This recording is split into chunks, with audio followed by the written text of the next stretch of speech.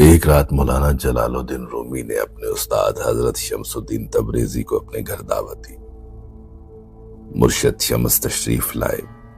کھانے کے سب برتن تیار ہو گئے تو شمس نے رومی سے فرمایا، کیا تم میرے پینے کے لیے شراب لا سکتے ہو؟ رومی یہ سن کر حیران رہ گئے، کیا استاد بھی شراب پیتے ہیں؟ شمس نے کہا، ہاں بالکل۔ رومی نے عرض کیا، مجھے معاف کیجئے، مجھے اس کا علم نہیں تھا۔ شمس نے فرمایا، اب جان گئے ہو لہذا شراب لا دو۔ رومی بولے، اس وقت رات کے کہاں سے لاؤں؟ شمس نے کہا، اپنے کسی خادم کو بھیج دو۔ رومی نے کہا، میرے نوکروں کے سامنے میری عزت ختم ہو جائے گی۔ شمس نے کہا، پھر خود ہی جاؤ، لے کر آؤ۔ رومی پریشان ہوئے، پورا شہر مجھے جانتا ہے، میں کیسے جا کے شراب خریدوں؟ شمس نے فرمایا، اگر تم واقعی میرے شاگرد ہو تو وہی کرو جو میں کہتا ہوں، ورنہ آج نہ میں کھاؤں گا، نہ بات کروں گا، نہ سو سکوں گا۔ استاد کی محبت اور اطاعت میں رومی نے چادر اڑی، بوتل چھپائی اور محلے کی طرف چل دیا۔ جب تک وہ راستے میں تھے کسی کو شک نہ ہوا، لیکن جیسے ہی وہ اس محلے میں داخل ہوئے لوگ حیران ہوئے اور ان کے پیچھے پیچھے چلنے لگے۔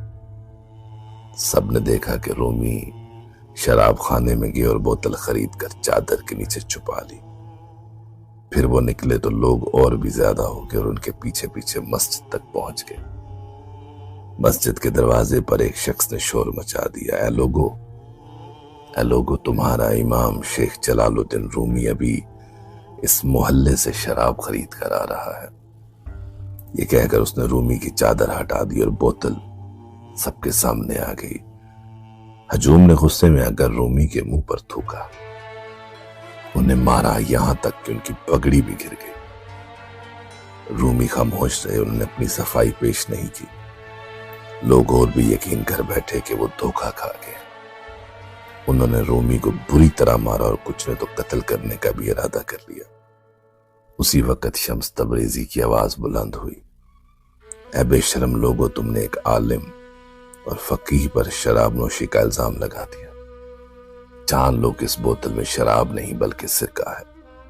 ایک شخص بولا، میں نے اپنی آنکھوں سے دیکھا ہے کہ وہ شراب خانے سے بوتل لے کر آیا ہے۔ شمس نے بوتل کھولی اور کچھ قطرے لوگوں کے ہاتھوں پہ ڈالے تاکہ وہ سونگھ سکیں۔ سب حیران رہ گئے کہ واقعی یہ تو سرکہ ہے۔